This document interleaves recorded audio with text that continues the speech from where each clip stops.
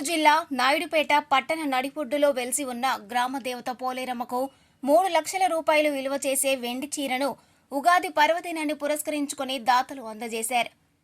బుర్ల చక్రధర్ రెడ్డి, శశికళ దంపతులు కుటుంబ సభ్యులతో కలిసి మేళ తాళాల నడుమ ఆలయం వద్దకు చేరుకుని దేవాదాయ శాఖ కార్యనిర్వహణాధికారికి రవికృష్ణకు వెండి చీరను అందజేశారు.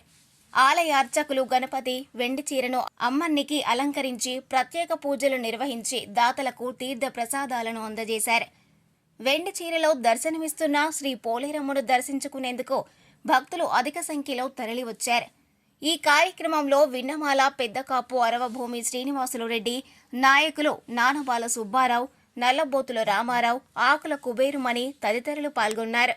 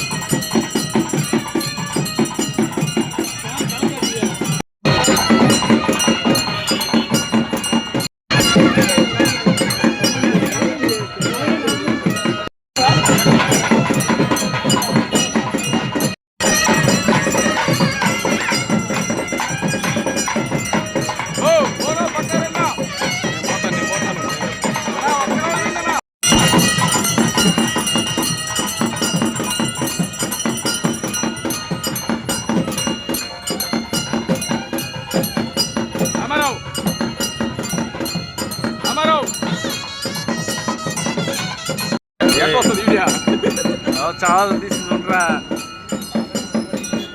చాలు లేరా ఎన్ని తీస్తావరా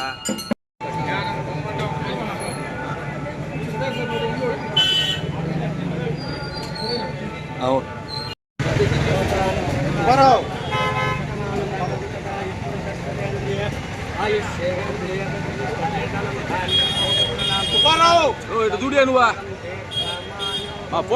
మరిన్ని న్యూస్ అప్డేట్ కోసం A3 న్యూస్ ఛానల్ ని సబ్స్క్రైబ్ చేసి బెల్ ఐకాన్ ను ప్రెస్ చేయండి.